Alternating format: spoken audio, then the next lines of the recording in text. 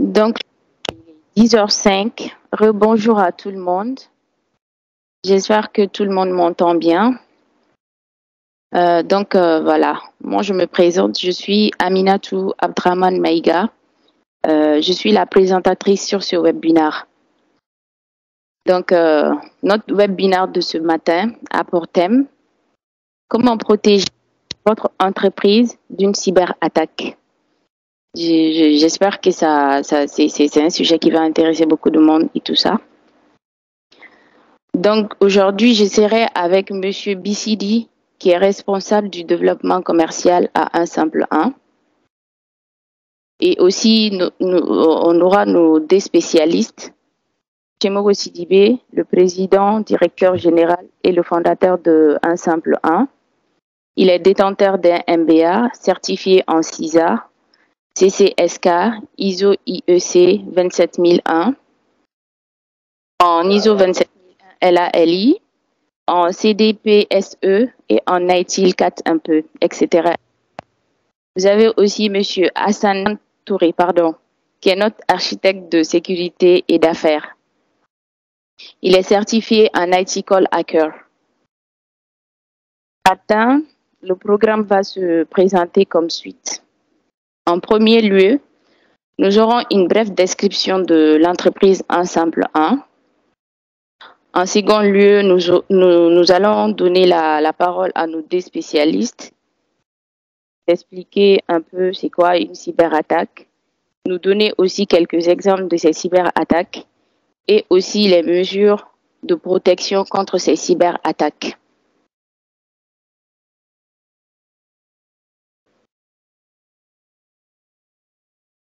Voilà, donc avant de commencer, je vais demander à tout un chacun, pendant la présentation, s'ils ont des questions en tête, de les noter de côté. Et nos spécialistes vont vous répondre à la fin de la présentation. Donc, sans plus tarder, en fait, je suppose qu'il y en a parmi vous qui savent déjà c'est quoi 1simple1. Donc, 1simple1, c'est une entreprise spécialisée en services conseil dans le domaine des technologies d'information. Il a été fondé au Canada en 2012 et existe au Mali depuis 2018. Et comme offre de cette solution, nous faisons de l'audit informatique, des placements en TI, l'externalisation des archives. Nous faisons aussi la location d'équipements ainsi que des implémentations de processus informatiques. Et comme solution, nous avons des solutions comme Archico, qui est notre archivage. Nous avons aussi Collab, qui est notre logiciel de dématérialisation. Nous faisons aussi des solutions ITSM pour la gestion du parc informatique et nous développons aussi des applications sur mesure. Pour ce qui est des formations, 1simple1 propose des certifications en ISO 27001, ISO 27002, en COBIT, en ITIL 4, en marketing digital. Ça, c'est des exemples parmi tant d'autres. À la fin de la présentation, nous allons vous donner plus de détails sur les formations que nous donnons. Nous avons aussi des partenaires un peu partout dans le monde. Par exemple, vous avez Alfresco Technologies, Axelos, CGI, People, PECB, etc. En termes de référence de clients ici au Mali, nous avons Orange Mali, nous avons travaillé aussi avec Orabank, AMRTP, MSN, CRS, etc. Au Canada, nous avons aussi travaillé avec le ministère de la Cybersécurité et du Numérique, avec FX Innovation, ainsi qu'avec Retraite Québec. Nous avons aussi travaillé avec la Société de l'assurance automobile. Donc, nous allons passer. Donc, je vais donner la parole à Monsieur Sidibé. Monsieur Sidibé, merci de nous parler un peu de la cybersécurité, aussi nous parler de quelques mythes qui tournent autour de la cybersécurité. Merci. Merci. Merci beaucoup, Aminata. Vous m'entendez bien, j'espère? Oui? Oui, nous vous OK. Bonjour, bonjour tout le monde. Merci d'être présent aujourd'hui à notre webinaire. Il s'agit d'un webinaire qu'on fait de façon mensuelle. On en fait un chaque mois sur différents thèmes. On va tourner essentiellement autour de la sécurité et également autour de tout ce qui est gestion des services informatiques, qui est un peu notre domaine de compétences, plus probablement d'autres services, en fonction aussi des intérêts que vous allez nous exprimer. Donc, aujourd'hui, on va parler de protection d'une entreprise contre une cyberattaque. C'est quoi une cyberattaque? Donc, il faut d'abord commencer par comprendre c'est quoi une cyberattaque. Bon, dans la définition littérale, on dit que une cyberattaque est un acte offensif envers un dispositif informatique à travers le réseau cybernétique. Quand on parle de réseau cybernétique, on parle de plusieurs ordinateurs qui sont connectés. Actuellement, je suis assis au Canada, je suis en train de vous parler. On est en train de parler à travers un réseau cybernétique parce que je ne suis pas à côté de vous, mais je suis connecté à un point qui est connecté à un autre point qui est connecté à un autre point jusqu'à chez vous. Donc, c'est une tentative d'atteinte à des systèmes d'information réalisés dans un but malveillant. Donc, il faut savoir que tous les types de cyberattaques ne sont pas seulement n'ont pas seulement vocation de voler de l'information, mais des fois, ça peut être juste pour t'empêcher d'avoir accès à une information. Donc, disons que tu veux accéder à ton compte Orange Money, qui est très fréquemment utilisé au Mali. Une cyberattaque peut être te bloquer à ce service-là, qui est un service légitime pour lequel tu es souscrit. Donc, elle a pour objectif de voler des données. Ça peut être des secrets militaires, ça peut être des informations au niveau diplomatique. On n'a qu'à penser un peu à toutes les informations avec Wikileaks qui sont sorties, qui ont donné un peu toutes les informations en dessous du radar sur la gestion de l'administration diplomatique côté des États-Unis et aussi de ses partenaires. Ça peut être également sur le vol sur les données sur l'industrie. Donc, il y a ici des compagnies qui s'appellent comme Nortel, la compagnie, elle n'existe plus, mais on dit que la compagnie n'existe plus parce qu'à un moment donné, il y a eu de ses compétiteurs qui se sont servis allègrement des données sur ces secrets commerciaux. Donc, ça fait que ça fait des compétiteurs qui sont plus forts, qui ont appris de ces erreurs de la première compagnie et en accélérant un peu sur leur savoir-faire nouveau. Donc, Nortel n'a pas été capable de compétitionner avec eux et Nortel l'a fermé après un certain temps. Ça, c'est une entreprise qui était dimension mondiale, mais qui était une entreprise canadienne. Ça peut être la protection sur le vol des données personnelles. On entend ça beaucoup. Donc, maintenant, on travaille beaucoup de façon dématérialisée, digitale. Donc, si j'ai des informations spécifiques sur toi, je peux essayer de me faire passer pour toi et avoir des informations à ton nom. Donc, un des éléments faciles, si je suis capable de récupérer des informations, exemple sur ton compte en ligne, ton identifiant, ton mot de passe, et que le compte en ligne ne demande pas plus d'informations pour faire les vérifications. Tu as saisi ces informations-là sur un bout de papier, j'arrive à les lire, donc je peux me faire passer pour toi et me faire des virements. Je ne dis pas que c'est ça que je veux faire, mais c'est une des possibilités. Donc, ça peut être également, on a parlé de données personnelles, données bancaires, ainsi de suite. Le but ici est de détruire, d'endommager et d'altérer le fonctionnement normal des systèmes d'information. Ça peut être aussi des systèmes industriels. Quand on parle de système industriel, des fois on ne le voit pas, mais exemple, le feu sur l'autoroute sont tous contrôlés par des systèmes informatiques. Donc, des fois, quelqu'un qui est malveillant pourrait également prendre connaissance, prendre possession de ces feux et puis les passer tous au vert. Donc, tout le monde va être comme dans un environnement où on va tous passer. Qu'est-ce qui va arriver après? Ça va générer des accidents. Bon. Ici, on va vous parler de quelques mythes autour des cyberattaques. Souvent, les gens ont tendance à... Ça, c'est un peu les tendances que les gens pensent. On va dire, on est trop petit pour que quelqu'un s'intéresse à nous. Ça peut être, les cyberattaques ne vont pas nous toucher. Ça peut être, les cyberattaques viennent de l'extérieur. Les cyberattaques sont impossibles à arrêter. Ça peut être également, les technologies vont nous protéger. Ça peut être, on est dans un secteur sûr. Ça peut être également, on n'est pas une cible. Mais il faut savoir que tout ceci est une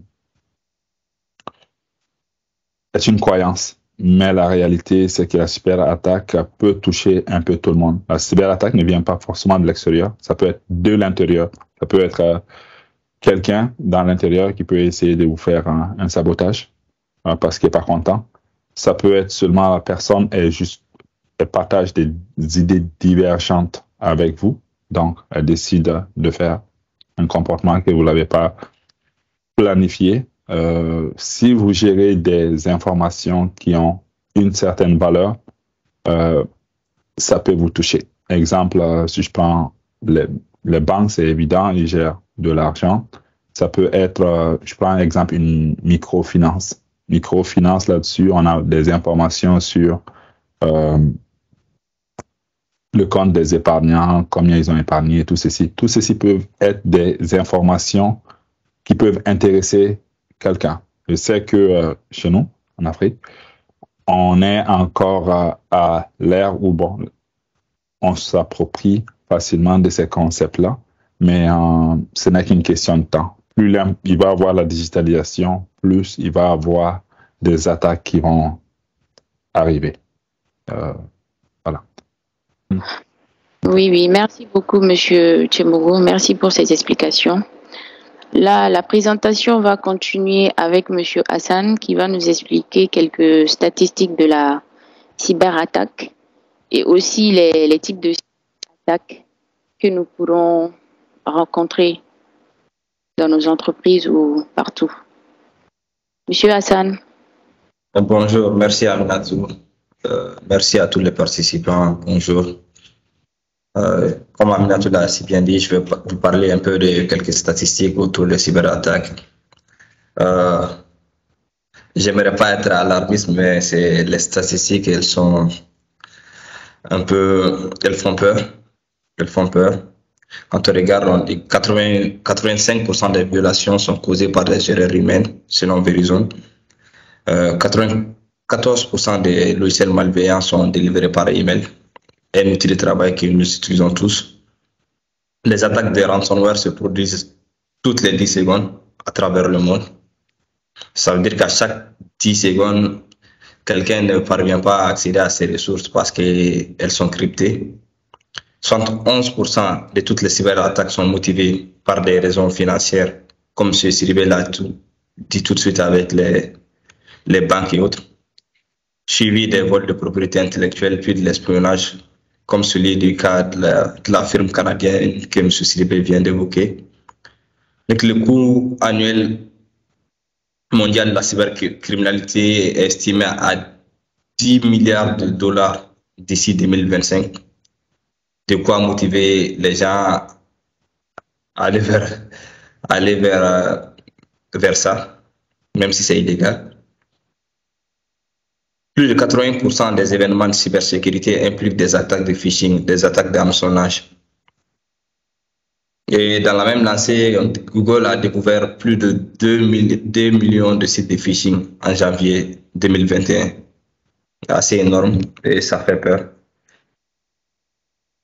Alors, je vais vous parler un peu de quelques types de cyberattaques qui sont courants.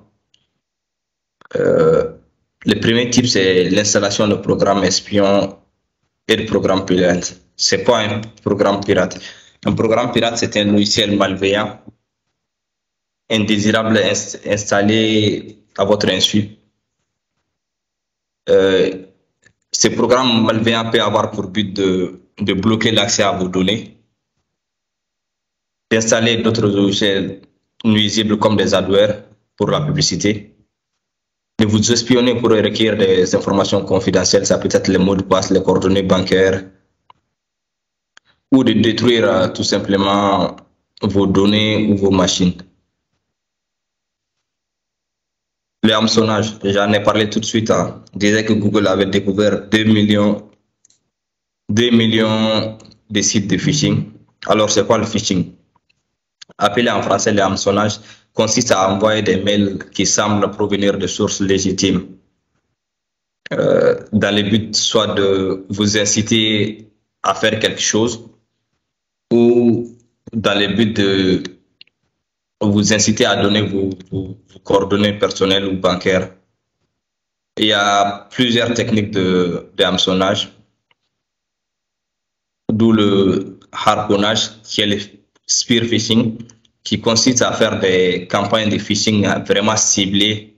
Ça peut être des campagnes de phishing qui visent essentiellement les gestionnaires d'une entreprise. C'est des campagnes de phishing très élaborées.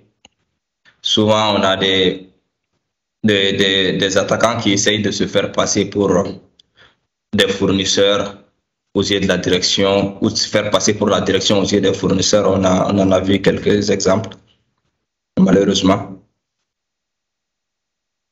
Alors, le déni de service, le DOS, c'est une attaque qui consiste à bloquer les ressources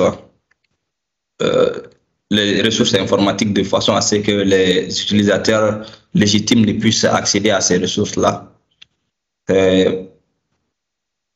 On a des attaques DOS un peu plus élaborées qu'on appelle les DDoS, qui sont ce qu'on appelle les attaques de déni de services distribués, qui consistent à installer des zombies, des machines zombies partout qui vont essayer d'inonder les systèmes d'information en question de façon à ce que les ressources légitimes ne puissent être accédées.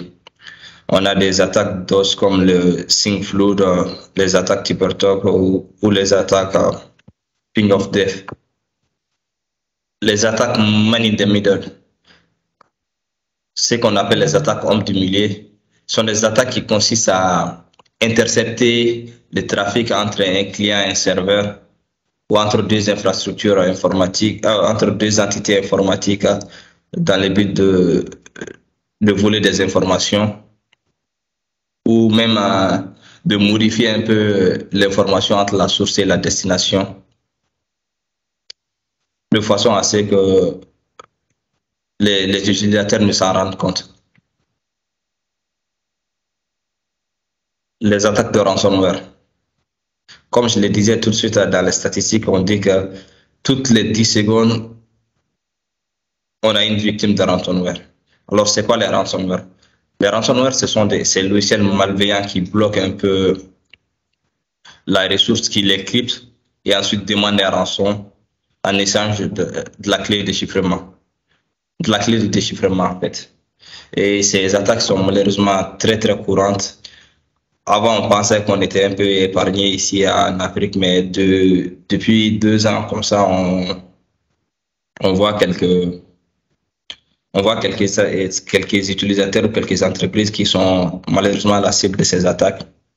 Et malheureusement, même les hôpitaux ne sont pas épargnés. Les attaques de mots de passe. Alors, les mots de passe sont les mécanismes les plus couramment utilisés pour s'authentifier à un système, à un site web, à quelque chose comme ça. Alors, ces mots de passe-là sont très souvent convoités. Les gens essaient de... Il y a malheureusement beaucoup d'attaques autour de ces mots de passe dans le but de les obtenir. Ces attaques peuvent consister à deviner les mots de passe ou à effectuer des attaques de brute force sur les systèmes de façon à casser le mot de passe, d'où la nécessité de vraiment utiliser des mots de passe assez complexes. Merci, Hassan, merci beaucoup. Comme vous l'avez dit, là maintenant on a parlé des mythes, des attaques autour des les attaques qui sont causées par ces ces cyberattaques-là. Donc là, maintenant, nous allons demander à M. Sidibé de nous donner des mesures pour qu'on puisse se protéger contre ces cyberattaques. Quelques exemples de mesures de protection. Oui, avant de parler des mesures de protection, je vais revenir sur un point important que Hassan a dit tantôt par rapport au ransomware, ou en français, je pense, c'est les rançongiciels. Pas que je dis bien le mot. Tout ce qui est ransomware, qui consiste à encrypter les données des gens et puis à demander un paiement pour que ceci soit, on les redonne à nouveau, soit le paiement se fait en crypto-monnaie. Ces attaques-là sont très, très fréquentes ici au Canada, mais également ailleurs. Et pourquoi ils sont très fréquents? Parce qu'actuellement, vous pouvez aller sur l'Internet. Je ne dis pas qu'il faut le faire. Vous pouvez aller sur l'Internet. Il y a des logiciels qui vous permettent, avec zéro connaissance technique, d'être téléchargés. Donc, disons que quelqu'un, quelque part, a une grosse connaissance technique, il crée son logiciel de rançongiciel ou de ransomware en français, en anglais. Il le conçoit, il vous le fournit gratuitement. Donc, vous le prenez et vous pouvez le déguiser, soit sous forme de publicité, soit sous forme de message, comme Hassan l'a dit tantôt, là, c'est en termes de phishing ou hameçonnage. Donc, je me fais passer exemple pour un collègue de Hassan, je lui envoie un lien, je dis ce message vient de moi alors que ça vient d'une autre personne, et je dis à Hassan pour plus d'informations, cliquez sur le lien ici. Quand Hassan va cliquer sur le lien, ça va exécuter des codes sur son ordinateur et puis ça va lui dire ton ordinateur est maintenant verrouillé, tu n'as plus accès à tes données. Pour avoir accès à tes données, payer. Sinon, ciao, bye. Donc, tu n'as pas besoin d'être quelqu'un qui a avec une grosse connaissance technique pour pouvoir le faire. Récemment, ils ont pris quelqu'un ici qui avait amassé plus de 30 millions de dollars. Je n'ai pas le lien avec moi, mais la personne a été arrêtée. C'était un Canadien, mais a été arrêté par les Américains, par le FBI. Et malheureusement, la personne, c'est pas quelqu'un qui avait des connaissances techniques, mais il se servait d'un logiciel de quelqu'un d'autre pour faire du rançongiciel, du ransomware. Comme ça, facilement. Et puis, à chaque victime qu'il faisait, il reversait un peu au concepteur de logiciel. Donc, cela a amené à ce qu'on appelle un peu comme un ransomware as a services, comme on le fait avec le logiciel, exemple Office 365, qui est Software as a Service, un SaaS. Donc, c'était comme une sorte de ransomware as a services. Donc, tu n'as pas besoin de le concevoir, tu le prends, tu l'utilises et puis tu donnes une redevance à la personne qui l'a conçu. Donc, puis le logiciel comme ça se trouve facilement sur l'Internet. Donc, c'était juste une parenthèse pour vous montrer un peu l'importance de se protéger. Donc, pour se protéger, on se demande souvent, on se protège contre qui et contre quoi. Et par rapport à cela, on dit que toujours les mesures de protection doivent être proportionnelles à la valeur de qu'est-ce qu'on veut protéger. Donc, il y a un refrain en sécurité qui dit souvent que si ton vélo vaut, exemple, on va dire 50 000 francs, je vais le convertir en francs CFA parce que ça va être plus facile, 50 000 francs, ça sert à rien de mettre un cadenas là-dessus qui coûte 75 000. Donc, dans le sens où les mesures de protection doivent être proportionnelles à l'actif qu'on veut protéger. Dans ce cadre-là, il y a différentes façons. Il y a des façons qualitatives, il y a des façons quantitatives. Les façons qualitatives consistent à dire qu'est-ce qui a beaucoup de valeur pour nous et à identifier ces éléments-là et à faire une bonne gestion des actifs.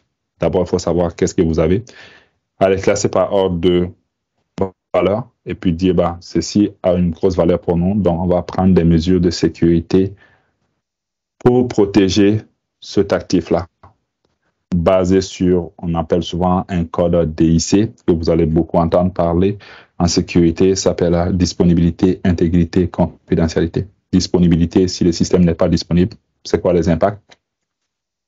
Confidentialité, ben, s'il y a des attaques là-dessus et que l'information confidentielle n'est plus confidentielle, c'est quoi les impacts? Ça peut être les impacts en termes de financiers, ça peut être des impacts en termes de réputation, ça peut être également des impacts au niveau de l'intégrité. Si on altère l'information, quels sont les impacts par rapport à cela?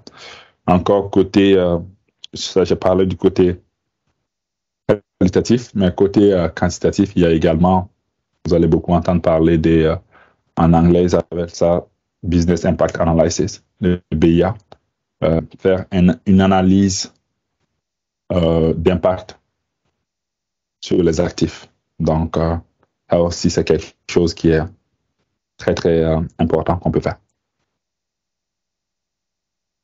Après ça, vous allez également beaucoup entendre, une fois qu'on a établi un peu nos actifs, on a établi la criticité de nos actifs, on peut déployer les moyens pour les protéger. Donc, certains moyens peuvent être techniques, et les moyens peuvent être également non techniques. Ça peut être juste la sensibilisation, tout ça. Il faut savoir qu'il y a environ 3 types de contrôles. Le contrôle du côté administratif, donc sensibilisation, tout ça. Faire signer des ententes de confidentialité aux gens. Il y a également des moyens de type technique qui consistent, exemple, à installer des firewalls, à faire la segmentation du réseau, des choses comme ça. Il y a également des moyens de type physique, donc à installer des caméras physiques et à s'assurer que toute personne qui rentre, on arrive à le dissuader de ne pas rentrer. Et puis, pour qu'il sache également que s'il rentre, il va être filmé et puis cette information peut être utilisée pour le reporter à la police. Donc, dans les mesures de protection, on a différentes sortes on a en général 4 types de mesures qu'on peut prendre à la suite d'une analyse de risque. On peut soit accepter le risque, donc on sait qu'on va on peut se faire attaquer, on accepte le risque parce qu'on se dit, on ne gère aucune information confidentielle. De toute façon, toutes nos informations sont sur du domaine public, donc il n'y a rien à prendre. On peut éviter les risques simplement de ne plus utiliser la solution ou le service qui fait qu'on ne peut développer un appétit pour ce service-là. Donc, si je fais du mobile banking et que la banque en ligne et que je vois que il peut y avoir des gens qui vont attaquer du mobile banking, je décide de ne plus offrir en ligne. Donc, j'évite les risques en ne l'offrant pas. Et en le faisant aussi comme ça, ça n'est pas sûr que le business va accepter parce que le mobile banking va les amener beaucoup. Donc, il y a toujours un pour et contre à peser. On peut transférer des risques à travers les polices d'assurance qu'on peut prendre. Donc, on va dire, si ça arrive, tu vas me couvrir. Exemple, comme des assurances sur la voiture. Donc, on ne prend pas l'assurance parce qu'on planifie de faire un accident ou sur une moto. Mais si on prend l'assurance, si ça arrive, on ne va pas être pris à payer pour tout le dommage qu'on va faire. Donc, on va prendre une police d'assurance pour transférer les risques à la police d'assurance. On peut également atténuer les risques en mettant en place un ensemble de dispositifs autour des contrôles techniques, physiques et administratifs. Donc, on permet de diminuer le niveau des risques. Il faut également savoir que le risque zéro n'existe pas. Donc, peu importe toutes les mesures de risque que vous allez avoir, il va toujours avoir un risque résiduel. Donc, qui n'est pas nul, mais par contre, ce risque résiduel doit être amené à un niveau acceptable par l'organisation. Exemple, quelqu'un qui prend la voiture pour te déplacer d'un point A à un point B. Est-ce que c'est sans risque? Non. Est-ce que les risques que ça arrive sont faibles? Oui. Est-ce que ce risque vaut la peine que tu ne te déplaces pas? Probablement non. Donc, la même chose si tu prends un avion pour te déplacer d'un pays à un autre. Donc, voilà. Merci beaucoup, Monsieur Chimbou. Merci. Hassan, est-ce que vous avez d'autres exemples à ajouter? Bon, je vais continuer sur la même lancée que M. Sidibé. Après avoir fait, après une bonne gestion des actifs, classifier les actifs en fonction de leur criticité, on décide de déployer des mesures de protection. Elles peuvent être techniques, physiques ou administratives, comme il l'a dit, excusez-moi. Donc, les mesures, par exemple, pour une attaque d'installation de programmes malveillants, comme mesure, on peut avoir les antivirus. Je crois qu'on peut avoir les antivirus, les systèmes de détection d'intrusion et les systèmes de prévention d'intrusion. Il y a une petite différence. Les systèmes de prévention d'intrusion peuvent aider à prévenir les intrusions. On dit que ce sont des systèmes actifs. Et les systèmes de détection sont des systèmes qui ne préviennent pas, mais qui permettent de retracer un peu ce qui s'est passé. Donc, ce sont des systèmes passifs. On peut utiliser les SIM, Security Incident and Event Management, pour déceler un peu ce qui s'est passé, pour voir un peu s'il y a eu des programmes malveillants qui ont été installés, et ainsi de suite. On peut sensibiliser les employés aux risques cyber à travers des formations, des newsletters, des webinaires comme on le fait maintenant. On peut aussi, comme mesure de protection, il faut télécharger les applications à partir des sources officielles pour éviter d'installer des programmes malveillants. C'est vrai qu'on aime souvent les logiciels gratuits, on aime télécharger à gauche, à droite, parce que c'est gratuit, on ne veut pas télécharger au niveau des sources officielles. Il y a un adage qui dit en sécurité, quand c'est gratuit, c'est que c'est toi le produit en fait. Je vois mal pourquoi quelqu'un va se donner de la peine à développer un logiciel pour que toi tu l'utilises gratuitement. Donc il faut télécharger les logiciels à partir des sources officielles. Comme mesure de protection contre le hameçonnage ou le phishing, en premier lieu, il faut avoir un esprit critique en fait. Il ne faut pas tout de suite tomber dans le panneau, même si on est stressé, on est fatigué, il faut prendre le temps d'analyser les mails. En analysant, en l'occurrence, les entêtes des mails. Parce que une technique de phishing consiste à usurper une adresse mail pour se faire passer pour quelqu'un d'autre. C'est une technique assez courante. Donc, pour un peu voir ça, on peut, par exemple, voir les paramètres, répondre à chemin de retour si ces deux paramètres-là sont identiques en fait. Dans le cas des mails de phishing, ces deux paramètres-là ne seront pas identiques. Vous allez voir que l'une des adresses va être différente de l'autre.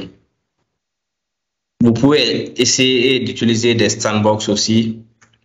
C'est des environnements sûrs dans lesquels vous allez lire les mails. Si besoin, cliquez sur les liens pour enregistrer un peu l'activité, pour voir ce que ça va faire. Comme mesure de protection aussi, la sensibilisation des utilisateurs au risque cyber.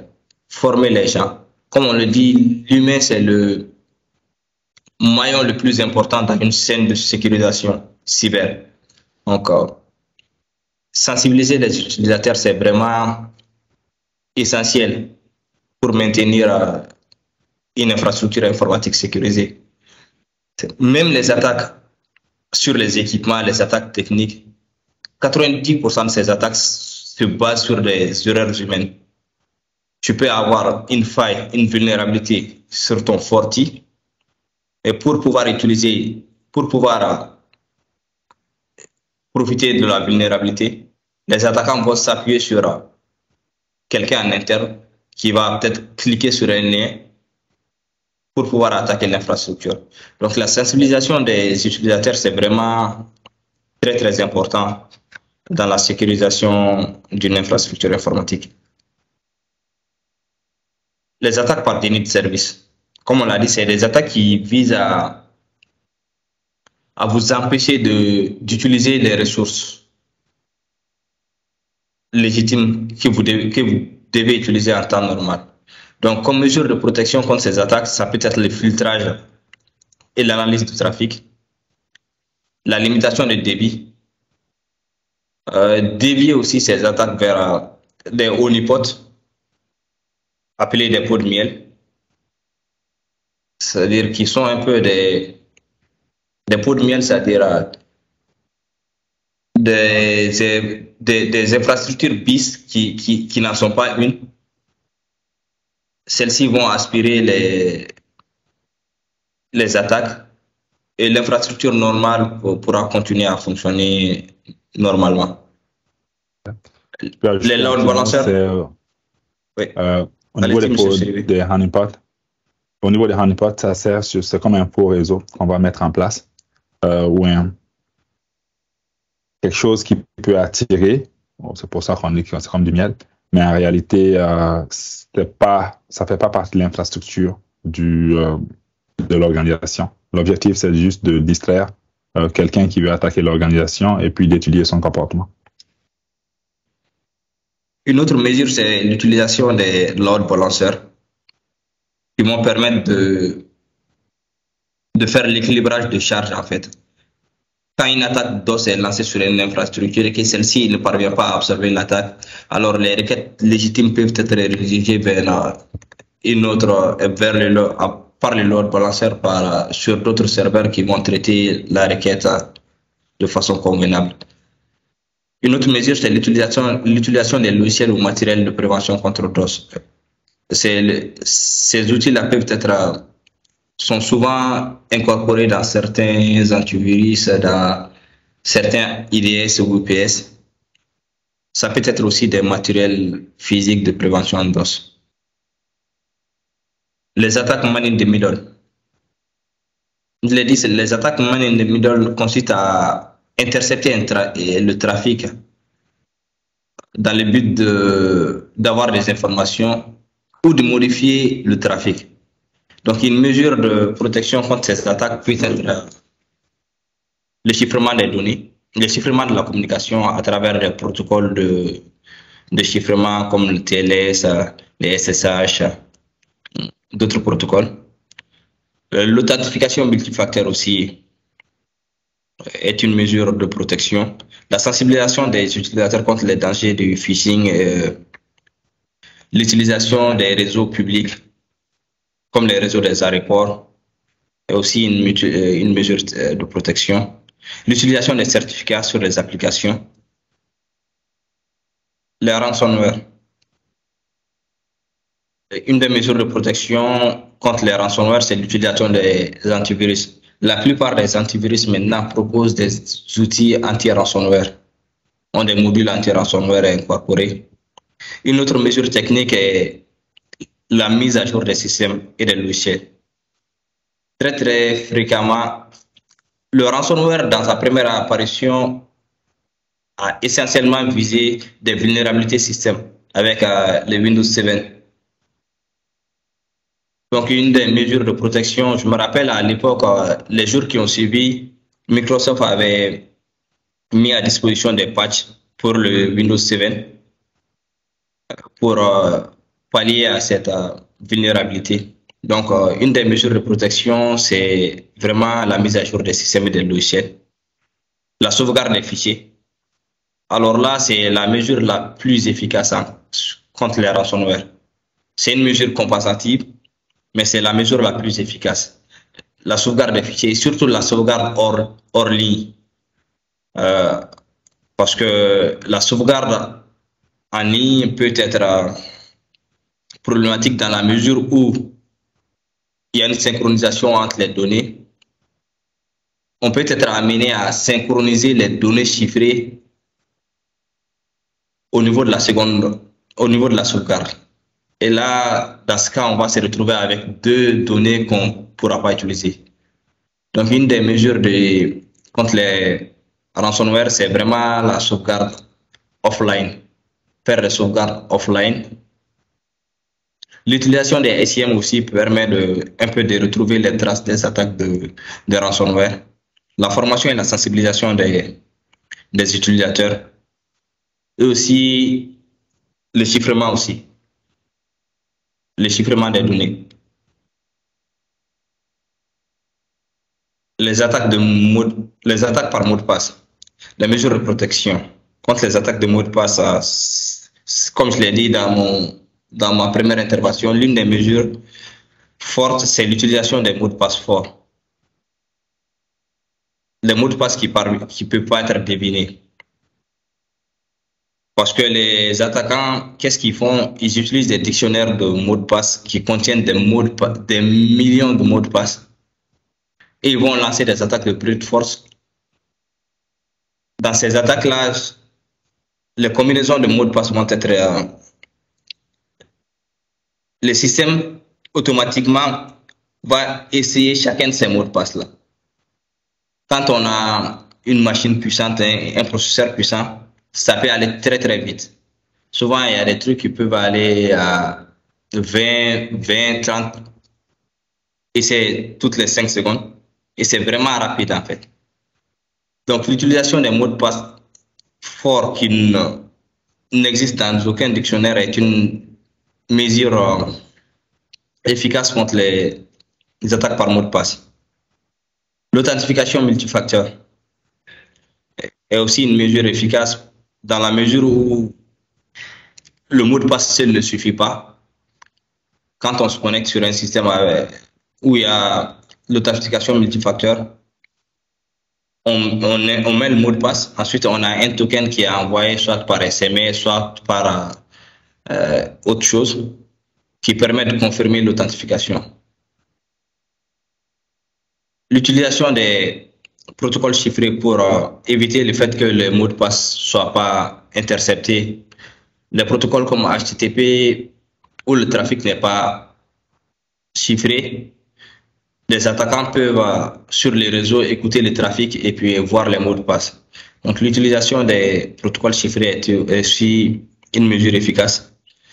Inciter ou forcer les utilisateurs à changer de mot de passe après un certain temps est aussi une mesure de protection, parce que dans la mesure où le mot de passe est volé, chaque fois qu'on le change fréquemment, le mot de passe volé n'aura plus d'utilité pour l'attaquant.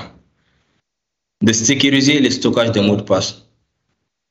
De sécuriser le stockage des mots de passe pour éviter des attaques contre, par exemple, dans un environnement Active Directory, éviter des attaques contre les LDAP. Aussi la surveillance des journaux pour voir potentiellement des traces d'attaques de brute force. Verrouiller certaines applications à partir d'un nombre de tentatives. Ça, il faut faire attention. Il faut bien choisir les applications, parce que c'est entre guillemets un couteau à double tranchant. Si on est dans une configuration où l'attaquant ne veut pas faire d'attaque de mot de passe, mais plutôt une attaque de déni de service, il va lancer plusieurs attaques de brute force dans le but de verrouiller votre application. Là, ça va plus être une attaque de mot de passe, mais plutôt une attaque DOS dans le but de vous empêcher d'utiliser votre application. Donc, pour ces cas-ci, il faut faire attention. Très généralement, cette mesure est préconisée pour les applications web. Une des mesures aussi est le changement des comptes par défaut. C'est-à-dire, sur les systèmes, on sait qu'il y a des comptes génériques qui sont là, des comptes admin, des comptes root, qui ne peuvent être verrouillés. Je crois depuis la mise à jour de novembre, sinon d'octobre, Microsoft a permis de verrouiller certains comptes, comme les comptes admin et autres là. On peut les verrouiller. Avant, ce n'était pas possible. Donc, du coup, une des mesures pour ces cas de situation, c'était de changer le nom du compte. Parce qu'un compte admin, tout le monde sait que sur un système, il y a peut-être un compte admin. Donc, tu as juste à mettre en place ton dictionnaire de mots de passe et à lancer ton attaque de brute force. Mais en changeant de nom de compte, l'attaquant ne pourra pas deviner un peu le nom du compte. Une des mesures aussi, c'est la sensibilisation des utilisateurs. Donc voilà, merci à nos deux spécialistes de la sécurité informatique. Merci pour ces explications. Et comme je le disais en début de présentation, nous allons vous parler un peu plus de nos formations. Donc c'est M. qui va nous expliquer. M. Bissidi. Oui, bonjour tout le monde. Pour aller un peu plus vite. Okay. Merci. Ok, bonjour tout le monde. Moi, je suis M. Traoré Bissidi. Je suis le responsable du développement commercial de 1 Simple 1. Alors, sans plus tarder, aujourd'hui, je vais commencer un peu avec les formations que nous disposons, 1 Simple 1. Disons, on a vraiment voilà, des partenaires stratégiques comme PICB, Axelos, PeopleCert, APMG, qui nous fournit des formations. Voilà, un peu ça. Et comme vous le voyez sur l'écran, on a beaucoup de formations qui servent un peu sur les systèmes de gestion de l'informatique et la sécurité. Ça commence déjà avec des formations comme ISO 27000 qui est tellement très inconnu, très connu partout dans le monde. C'est des partenaires qui ont beaucoup de certifications par des différents candidats, que ce soit dans les pays francophones ou bien anglophones. Il y a pas mal de personnes qui font ces formations. Alors, la formation ISO 27000 MP, voilà, comme une sorte de système de gestion de sécurité qui permet non simplement les entreprises, voilà, de se conformer à la réalité de sécurité, comment vraiment protéger vos données et comment se conformer à la réalité de normes de sécurité du monde. Alors, disons, ce sont des formations que nous donnons, on donne ça à beaucoup de gens, on a donné ces formations, on a beaucoup de clients qui on a eu à faire, non seulement au Mali, mais aussi au Canada. Alors, avec ces formations, les candidats ont droit à des informations. De ces formations, on fournit là quelques informations par rapport à ces formations. Et ces formations aussi, pour pouvoir faire cela, voilà, on a plusieurs disponibilités. Vous avez peut-être accès à faire ces formations sur cette place parce auparavant, c'était vraiment difficile pour les gens de prendre ces heures de formation. Il faut vraiment se déplacer pour aller là où ils vont lancer la formation. Mais de nos jours maintenant, tu es capable de prendre ces formations en self-paced. Self-paced, ça veut dire auto-formation. Tu peux prendre ça à ta propre disponibilité. Et avec ces formations, vous avez aussi l'accès à ces formations-là peut-être pour 6 mois, certaines 6 mois ou à une année. Et on vous fournit là aussi peut-être des vouchers, c'est-à-dire si vous avez fait un premier essai aujourd'hui et qui vous voulez prendre du temps, ça peut prendre peut-être 3 à 4 mois pour vous de prendre du temps pour faire vos recherches et de comprendre un peu ce que ça veut dire ces formations. Et vous pouvez prendre ça après. Et non seulement on offre ça, on est capable aussi de former les gens même à notre locaux qui est vraiment à Sokonigo. Alors, on a eu affaire avec plusieurs banques au Mali, que ce soit BOA et Ecobank et les autres banques qui sont basées au Mali, même avec les autres domaines au Mali. Donc, après ça, comme on dit, pour clôturer un peu les cyberattaques, là, comme on l'a dit, c'est un sujet vraiment très sensible. C'est un sujet qui est en fait tendance du monde parce que de nos jours là, la plupart des informations un peu dématérialisées. Donc, c'est des choses qui, les chefs du service informatique, les DCI, ils ont vraiment besoin de comprendre un peu et puis se conformer à ce qui est comme la mise à jour de comment protéger vos données, que ce soit des données personnelles ou bien ça peut être même des données externes des clients.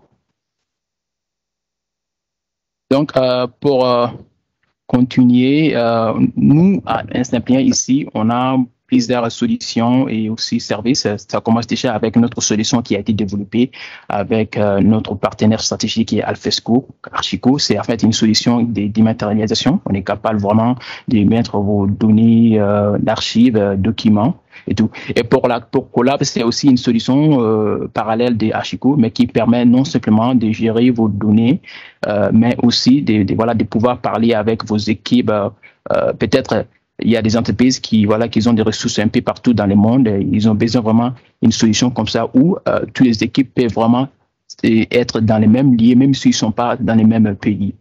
Et pour notre solution ITSM, c'est une solution vraiment qui est basée sur les gestions des requêtes. C'est une solution qui est très, très utilisée pour les banques parce que ils ont beaucoup des clients. Donc, il faudra vraiment un système qui pourra vraiment régler les problèmes de gestion des requêtes ou de gestion d'incidents. Et un peu, c'est là. Et pour notre solution 4, qui est Insightplan CRM, on dit tout le temps pour nos collaborateurs ou pour les entreprises des startups de chercher une solution qui pourrait vraiment gérer leurs prospects, leur département de commercial, pour intégrer toutes les données. Et à la fin, on a aussi un peu notre solution bureautique qui on est capable de faire une acquisition de Microsoft pour donner ça à tous les employés. Donc qu'est-ce que vous savez au Mali ou ailleurs, donc vous serez capable d'utiliser ça. Partout comme c'est qu'on utilise ici en Insightplan, on a une solution comme Teams. Toutes les équipes sont capables vraiment de s'intégrer ensemble, de se connecter, de s'appeler ou que tu sois basé en Côte d'Ivoire, que tu sois basé au Mali. Alors, c'est en fait une technologie très puissante. Et pour continuer, déjà développer une plateforme qui s'appelle Job Insightplan qui parvient non seulement de chercher des ressources pour vous. On cherche des ressources différentes, on cherche des ressources de technologie, des ressources de personnel. Ça peut être des ressources de cyberattaque, des Power BI. Donc, on va vous remettre en fait un lien qui pourrait vraiment vous donner un peu qu'est-ce qu'on fait comme des placements RHTA. Et après, on fait aussi un peu de la numérisation de masse. On est capable vraiment de numériser plus de 10 000 feuilles ou des documents des entreprises. On a aussi vraiment une stratégie qui est basée un peu de déployer les archives des différentes entreprises chez nos locaux qui est basée à Sokonigo. Et à la fin, on a aussi, on se veut un peu sur les domaines de sécurité informatique. On est vraiment lancé un peu pour faire des conseils un peu pour les systèmes d'information des différentes entités, des différentes entreprises qui sont ils ont une préoccupation de sécurité informatique. Et à la fin, on a aussi la location des salles de formation. On a à peu près 4 salles de formation où les gens ils sont capables vraiment d'utiliser ça pour leurs séminaires, pour leurs webinaires. Ça peut être même une session de formation que les gens pourraient vraiment tenir. On est capable de fournir cela. Et on est pour conclure ma partie. On fait un peu aussi service conseil en TI. On a des gens très spécialisés pour vous conseiller un peu sur votre préoccupation des systèmes d'informatique. Ça peut être les systèmes qui les assurances, les banques utilisent. Ils ont peut-être une préoccupation. Il peut y avoir des problèmes d'attaque et les autres coûts. Donc, merci beaucoup tout le monde d'être là. Et si vous avez des questions, donc n'hésitez pas. Nous allons en fait en parler un peu là aussi pour la session des questions.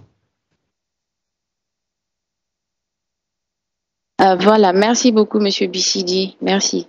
Nous avons de faire des sondages à chaque fois que nous terminons nos webinaires. Donc après, vous aurez le lien pour les sondages de satisfaction et tout ça. Nous allons passer aux questions-réponses. Donc là, vous pouvez poser vos questions. La personne qui pose la question peut allumer son micro et poser la question. Donc, je vois déjà monsieur Moussa. Vous pouvez allumer le micro et poser votre question, s'il vous plaît. Allô, oui, bonjour. En fait, moi, ma question, c'est par rapport à la partie CIEM, en fait.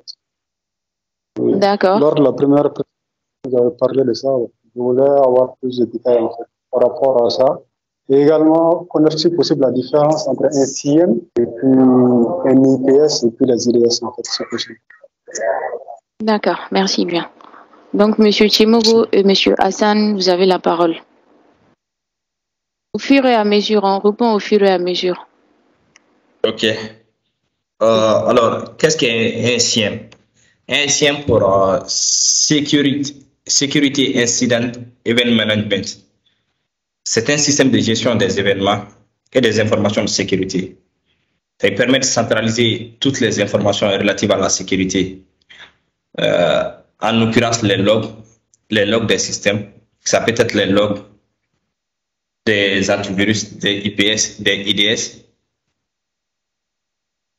On va centraliser et ensuite mettre des critères d'alerte qui vont nous alerter en cas d'incident. Donc maintenant, plusieurs SIM, les derniers SIM certains ont des modules d'intelligence artificielle qui veut permettre de détecter les anomalies et vous alerter en conséquence. Donc derrière, peut-être que vous pouvez avoir votre procédure de gestion des incidents qui peut être déclenchée. Ou derrière aussi, on a des outils de réponse aux incidents comme les XDR, les NDR qui peuvent prendre les relais si un incident de sécurité est détecté. Ou ça peut se limiter à simplement l'alerte et ensuite la procédure de gestion des incidents va prendre les relais. Et pour les IPS, Intrusion System Prevention, c'est le système de prévention d'intrusion. Un peu à la manière des antivirus, c'est vrai que maintenant beaucoup d'antivirus ont cette fonctionnalité qui vont vous permettre de contrecarrer les attaques, les intrusions, en l'occurrence les intrusions réseau ou peut-être les attaques DOS. Donc chaque fois qu'il y a une attaque, l'IPS se chargera de contre l'attaque. Maintenant, pour les IDS, c'est le système de détection. Ces systèmes-là se limitent uniquement à la détection. On dit que c'est le système passif. Il détecte les intrusions et puis il vous notifie. Maintenant, après, c'est vous derrière qui gérez la manière dont vous contrecarrez cette intrusion. Je ne sais pas si c'est clair pour M. Moussa. Merci, M. Hassan.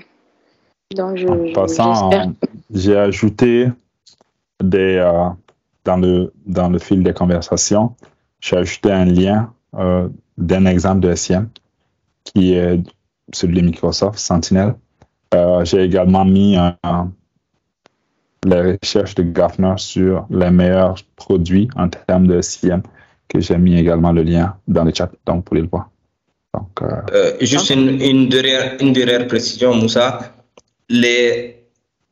Un SIEM peut contenir les logs des IPS, des IDS, des antivirus, des logs de serveurs, tout pour un peu faire la corrélation entre ces événements de sécurité, de manière à vous aider même à faire de l'analyse d'impact pour voir un peu quels sont les équipements ou quels sont les systèmes impactés, ou même vous aider à faire, comme on dit en anglais, du root cause analysis, pour vous aider à retrouver un peu la première cause de l'incident en fait. Comme maintenant on a des attaques qui sont un peu coordonnées, des attaques qui impliquent d'autres.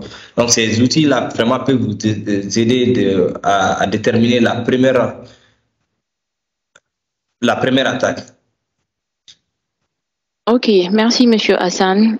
Vu qu'on a plusieurs personnes en attente, on va passer la parole à A.S. Massari. Voilà, bonjour à tous.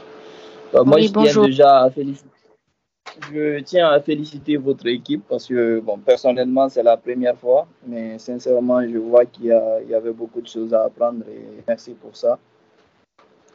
Alors, j'ai deux ou trois questions. La première question, c'est que, parce que tout à l'heure, comme vous le savez déjà, vous avez dit qu'il n'y a pas zéro risque. Donc, à partir de quel moment on peut savoir qu'on est victime d'attaque? Et comment est-ce qu'on organise la riposte? C'est-à-dire qu'avant que ce ne soit critique, à partir de quel moment on peut savoir que notre infrastructure est victime d'attaque? Et lorsque l'attaque survient, comment est-ce qu'on peut facilement ou rapidement organiser la riposte? Donc ça, c'est ma première question. La deuxième question, c'est que vous, en tant expert de la cybersécurité, par exemple, lorsque nous, les IT, nous sommes dans une infrastructure où peut-être le manager n'est pas forcément IT. Donc, lorsque vous partez vers les managers pour les expliquer, voilà. Ma deuxième question était par rapport au fait que, en tant qu'expert, par exemple, comment est-ce que vous pensez qu'un IT dans une infrastructure pourrait aller vers les managers qui sont peut-être forcément pas du domaine IT, pour les pousser peut-être à investir dans la cybersécurité, parce que pour eux, tant que tu n'es pas là avec les faits réels, et on ne souhaite pas que les faits réels arrivent, tant que tu ne viens pas avec des preuves pour dire que c'est ça, c'est ça, c'est ça, ils ne peuvent pas facilement investir dans cette optique-là pour trouver des outils de sécurité et tout. Donc, comment est-ce que vous croyez qu'on pourrait aborder les managers afin de les pousser à mieux investir dans la sécurisation de notre entreprise? Donc, c'était là mes questions. J'espère que vous avez bien compris. Oui, merci beaucoup. Quand est-ce qu'on est victime d'attaque et comment organiser la riposte? D'accord. C'est bon, Ok, je donc peux répondre un peu. M. Sidibé va vous répondre. À partir de quand on peut savoir quand on est attaqué? Dans la gestion des incidents, il y a un processus spécifique qui s'appelle gestion des incidents. Dans ce processus de gestion des incidents de sécurité, on définit d'abord notre territoire qu'on surveille et puis on définit également des seuils. Puis on définit également, on met également en place des outils pour détecter les comportements qui sont anormaux. Donc, à partir de là, si on commence à voir que notre réseau commence à recevoir beaucoup de trafic de façon anormale, on va se poser des questions.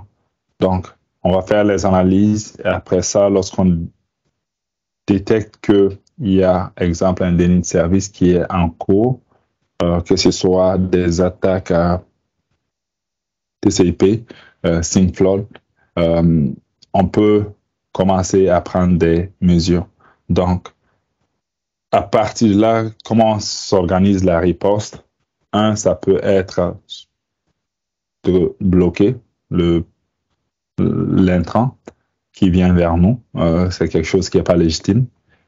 Ça peut être de fermer temporairement le service. Ça peut être, si on est capable, d'avoir des outils qui peuvent prendre des actions proactives. Donc, il y a différentes façons de réagir, mais tout commence à partir du moment qu'on fait la détection, on fait l'analyse, puis on fait la corrélation, puis on implémente les actions à mettre en place.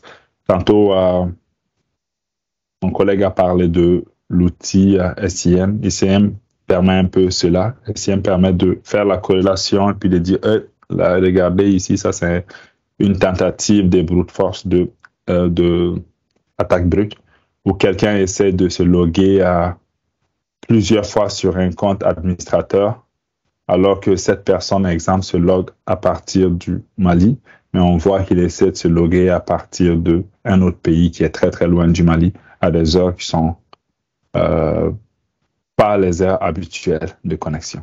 Donc, il y a plusieurs paramètres possibles. Donc, ça, c'était pour répondre à ta première question. Deuxième question, dans le cas où tu as des managers qui ne sont pas très, très alertes au niveau de la sécurité, comment tu arrives à les sensibiliser? Tu peux venir avec des chiffres. Tu peux lui proposer également des formations ou des campagnes de sensibilisation sur la sécurité. Je pense qu'à travers des campagnes de sensibilisation, c'est pas forcément prendre la formation ISO 27001 Foundation ou autre, mais juste une formation de sensibilisation, ça peut amener à changer son discours. Mais il faut aller par l'accompagnement, il faut aller par la sensibilisation. Puis, si vous avez des compétiteurs ou des entreprises similaires qui ont déjà été victimes, vous pourrez aussi ramener ces faits-là. Donc, j'espère que cela répond à ta question. Merci, Monsieur Sidibé. Ouais, Et merci. donc là, je vais donner la parole à Fatmata. Madame Fatmata, vous pouvez poser votre question? Oui, bonjour tout le monde. Bonjour. Merci pour la présentation, c'était vraiment intéressante. Ma Merci. question est la suivante. Est-ce possible d'avoir le document de la présentation et si possible l'enregistrement également, si c'est possible de le partager avec nous? Bissili peut répondre à cette question, je pense. Bissili? Oui, bonjour Fatoumata. Alors, ce qu'on fait, une fois que la session sera finie aujourd'hui, nous allons vous soumettre les documents, le matériel du webinaire et aussi voilà, la vidéo du webinaire. Donc, on va vous soumettre tout ça à la fin du webinaire. Et merci. Via quoi? On va vous soumettre ça. Ça va être mieux. On va vous soumettre par courriel, si vous avez que courriel, parce qu'on a beaucoup de gens sur courriel.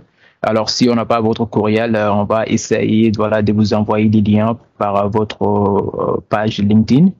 Parce que je pense que parmi les gens qui sont ici, ils ont utilisé la page LinkedIn pour se joindre à nous. Oui, allô? Oui. Oui, Abdraman. Oui, nous avons une page faite sur YouTube, donc vous pouvez aller sur YouTube et taper Ensemble 1. Toutes les vidéos seront disponibles sur YouTube. Toutes les vidéos. C'est quoi votre page YouTube? Un simple 1. Alors, tu peux juste copier-coller, c'est possible, Bissili. Oui. Dans le chat.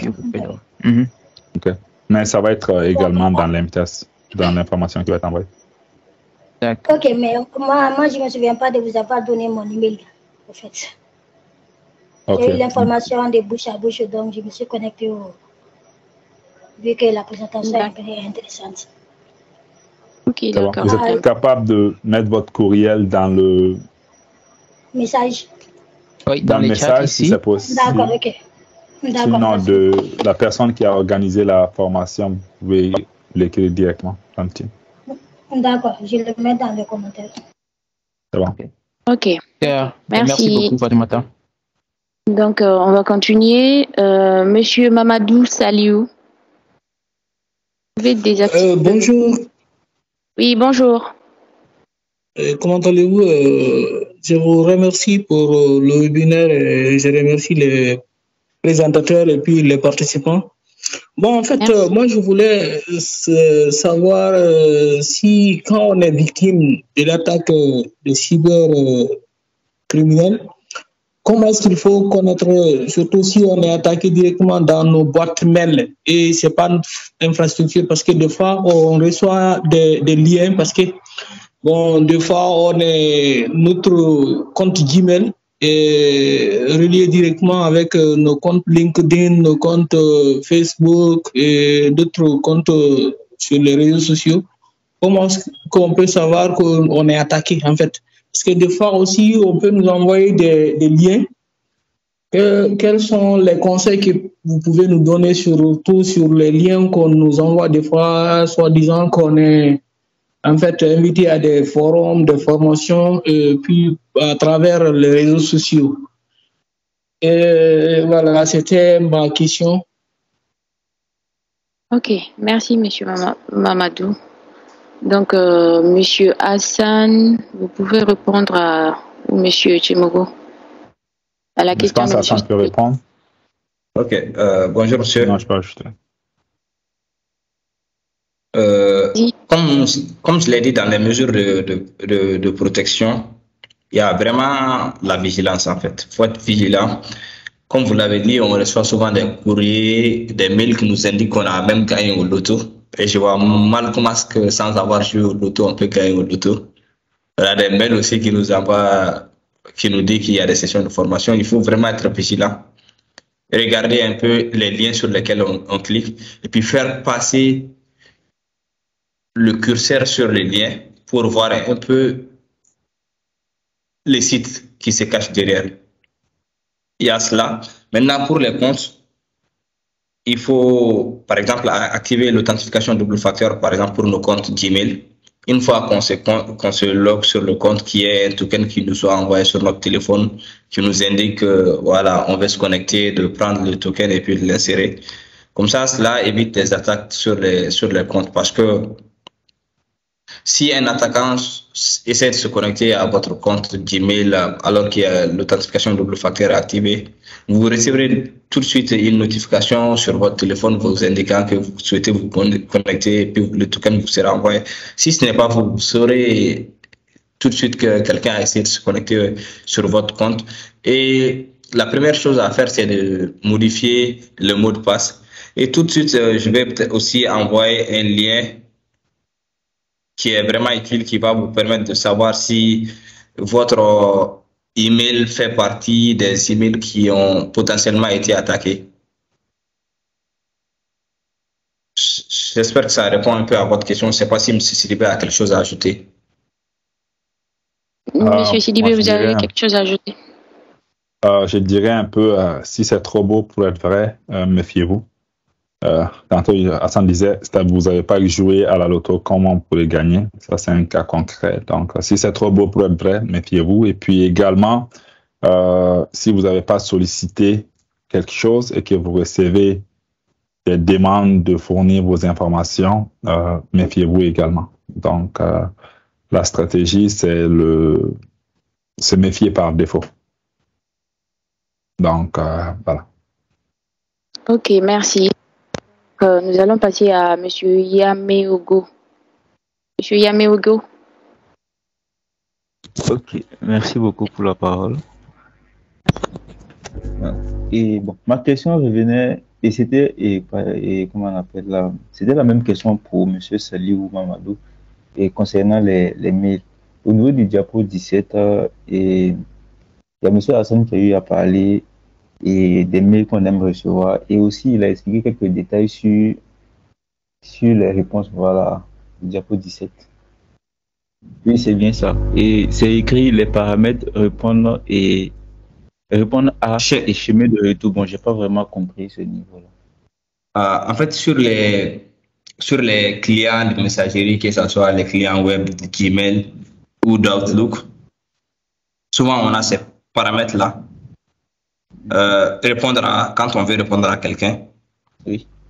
Et le paramètre chemin de retour. En principe, si c'est un mail légitime, ces deux paramètres-là vont être identiques en fait. Ils vont être du même domaine. Par exemple, si moi je vous envoie un mail avec mon adresse @1simple1.com, oui. Vous allez trouver que ces deux paramètres-là sont identiques dans les clients de messagerie, que ce soit sur Outlook, que ce soit sur les clients web et autres. Ah, d'accord. Maintenant, dans le cas des mails de phishing, parce qu'il y a des plateformes, malheureusement, qui permettent d'envoyer un mail à partir d'une adresse. Bon, c'est pas exactement ce qui se passe, mais qui font semblant d'envoyer un mail à partir de votre adresse, d'une adresse choisie. Donc, comme ça, vous allez voir quand vous allez faire répondre et puis chemin de retour, vous allez voir que le mail, les deux mails ne seront pas les mêmes en fait. Ok, ils ne seront pas identiques. Ok. D'accord. Merci beaucoup. Donc, pour ceux qui ont déjà eu les réponses à leurs questions, est-ce qu'ils peuvent descendre leur main, s'il vous plaît? Parole à M. Amadou. Bonjour. Bonjour. Voilà, excuse-moi, le micro était coupé. Merci aux deux présentateurs pour la qualité de la présentation. Moi, ma question, ça va porter sur les API. Parce qu'aujourd'hui, de plus en plus, les SI des entreprises, notamment des banques, s'ouvrent à des API. Donc, je voudrais savoir quelles sont les menaces auxquelles les SI sont exposés et comment bien les protéger contre les cyberattaques. Merci. Merci à vous. Monsieur Tchemogo, vous pouvez répondre à la question, Monsieur Amadou? Oui. Ben, en passant, je vais mettre ici, Monsieur Amadou, un lien sur les mesures de protection des API. Donc, les API sont bien, ça permet de faciliter toute la correspondance avec des parties externes. Mais également, les API peuvent être utilisées à d'autres fins. Donc, je pense que je peux disserter là-dessus, mais la meilleure manière, ce serait, il y a un site qui est reconnu pour son excellence, s'appelle OWASP. OWASP, chaque année, dresse la liste des 10 attaques les plus populaires sur certains types de technologies, dont les API. Donc, là-dessus, sur le lien que j'ai envoyé, vous avez la liste des types d'attaques sur les API et puis les mesures de protection pour vous protéger là-dessus. Donc, voilà. J'ai mis le lien dans le chat, donc vous pouvez parler vous pouvez regarder celui-là.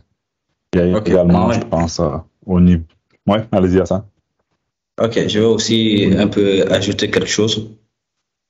Un des risques cyber vraiment qu'il faut gérer, ce sont les risques avec les tiers. Donc, les API des tiers qu'on utilise souvent pour nos programmes, il faut d'abord s'assurer que ce sont des tiers fiables. Au-delà de ça, les mesures de protection contre pour les API, c'est vraiment, moi je dirais la configuration. La configuration des paramètres au niveau des API sont vraiment des facteurs à prendre en compte pour la sécurité, de façon à ne pas exposer des données ou de façon à ne pas permettre qu'on puisse casser un peu tout ce qui est authentification.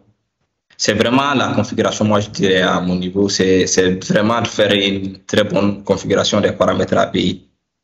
Et ensuite voir si les API dont on se sert pour nos applications proviennent vraiment des tiers fiables en fait. Bon. Dans la liste, on voit également, Hassan, tout ce qui est configuration, tout ce qui est également authentification à mettre en place. Donc, dans les 10 éléments, vous allez avoir tout ceci, de limiter un peu la quantité d'informations également qui est envoyée. Donc, voilà. Effectivement, comme je l'ai dit, il faut vraiment mettre l'accent sur la configuration. La configuration, configurer les paramètres de façon à ne vraiment pas exposer, à ne pas permettre qu'on soit atteint par une cyberattaque. Regardez très bien la documentation. Comme je l'ai dit, si l'API provient d'un tiers fiable, certainement une très bonne documentation est fournie pour l'utilisation de l'API. Donc vraiment très bien configurer ces paramètres pour ne pas exposer ou ne pas se faire attaquer. Je ne sais pas si monsieur... Ok. Merci beaucoup, monsieur Hassan. Donc là, parce que là, le temps... Monsieur Taïouba, merci d'activer votre micro et de poser votre question. Bonjour tout le monde. Merci à 1simple1 pour ce webinaire. Alors tout d'abord, moi je voudrais être éclairci sur la différence entre le lead auditor et le lead implémenteur. Et aussi, je voudrais savoir le prix d'une formation sur l'un des deux. Et puis, la disponibilité de vos salles, jusqu'à combien de personnes vos salles peuvent contenir. Merci. Donc là, moi, je vais vous répondre. Je pense que nous avons des salles qui sont en rénovation. Il y a une salle qui est déjà disponible qui peut contenir jusqu'à 20 personnes. Et pour les côtés formation, pour les prix, je crois qu'on va essayer de parler de ça en mode... je vais vous envoyer ça par... voilà. C'est bon, monsieur Barr? Oui, mais la différence entre le lead auditor et le lead implémenteur. D'accord, donc je peux l'expliquer un peu. Lead auditor, c'est vraiment au niveau de tout ce qui est audit des systèmes d'information. Lead auditor, le nom le dit, c'est audit. Lead auditor audit ISO 27001 sur les 14 domaines à partir d'un ensemble de questions pour regarder votre posture de sécurité. Lead implémenteur, c'est vraiment au niveau de l'implémentation des différentes mesures de contrôle par domaine. les domaines peuvent être au niveau de la gestion des RH, gestion des accès, ça peut être la sécurité de vos réseaux. Donc, il y a un qui est focusé, bon, quand je dis focusé, il y a un qui s'oriente audit. Qu'est-ce que vous avez en place pour identifier la posture de sécurité? L'autre, c'est vraiment pour renforcer votre posture de sécurité. Il y a le implémenteur. Donc, il va dire, au niveau de la gestion des accès, assurez-vous que tous les accès sont bien gérés au début, au niveau du onboarding, quand quelqu'un arrive, lorsqu'il change de rôle, lorsqu'il part de l'organisation, lorsqu'il fait un congé maternité, paternité, lorsqu'il retourne, tout ça, puis lorsqu'il quitte l'organisation. Donc, tous les éléments de contrôle, tous ces points de contrôle-là sont adressés au niveau de lead implémenteur. Lead auditor, c'est vraiment voir la posture de sécurité. Oui, M. Hassan, vous voulez ajouter quelque chose? Je vais juste peut-être ajouter quelque chose avec un exemple concret, peut-être l'exemple peut-être d'une banque qui voudrait se certifier ISO 27001 va dans le permettant peut-être avoir quelqu'un à son sein qui est certifié lead implémenteur qui va implémenter les mesures de sécurité. Et quand la banque va vouloir passer à la certification, c'est certainement un auditeur, quelqu'un qui est certifié lead auditor agréé par le PCB qui va venir faire l'audit pour voir si les contrôles mis en place sont effectivement corrects et puis par la suite délivrer la certification. Oui. C'est bon, M. Barr? Merci. Oui, ça va. Merci. Merci beaucoup. Ok, merci bien. Oui, M. Bichiri. Oui, bon, je disais, pour M. Barr, ce qu'on va faire, nous allons vous envoyer en fait notre catalogue de formations qui parlera un peu la différence entière de ce qui est lead auditeur et aussi lead implémentaire. Comme tu m'as assez bien dit, il y a des différences de lead implémentaire, qui est un peu dans le sens d'implémenter le système de gestion informatique. Voilà. Et pour auditeur, c'est de faire un contrôle des systèmes qui est déjà en place. Donc c'est un peu cela. Ok, merci beaucoup, monsieur. Donc là, nous allons donner la parole à monsieur Alpha Oumar Paté. Monsieur Paté, vous êtes là? Oui, bonjour tout le monde, vous allez bien? Bien, merci. Voilà, je suis Alpha Oumar Paté, je suis Network Security Expert et je suis depuis 4 ans.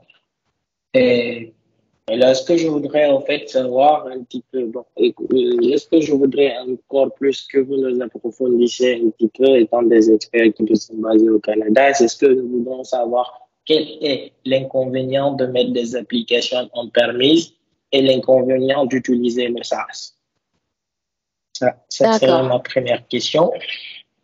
Est-ce que vous pouvez répéter j'ai compris la partie SaaS, la première, je n'ai pas bien entendu. OK. Quel est l'inconvénient d'utiliser les applications en permise et l'utilisation aussi en SaaS? Et quels sont les avantages qu'on peut avoir des deux côtés? Et ce que je voudrais encore demander, est-ce que la double authentification multifacteur, l'authentification multifacteur peut suffire largement pour la sécurité de votre infrastructure que vous avez sur les données? Par exemple, la sécurité de vos données, vous avez une authentification multifacteur. Est-ce qu'elle peut suffire largement? OK. Est-ce que c'est tout? Est-ce que vous avez d'autres questions avant que je puisse commencer à répondre? Oui, il y a bien sûr d'autres questions, mais ce que je voudrais en fait encore, c'est que je pouvais un petit peu amender, parce que là, on est dans une séance de discussion. C'est très enrichi. Merci pour l'initiative.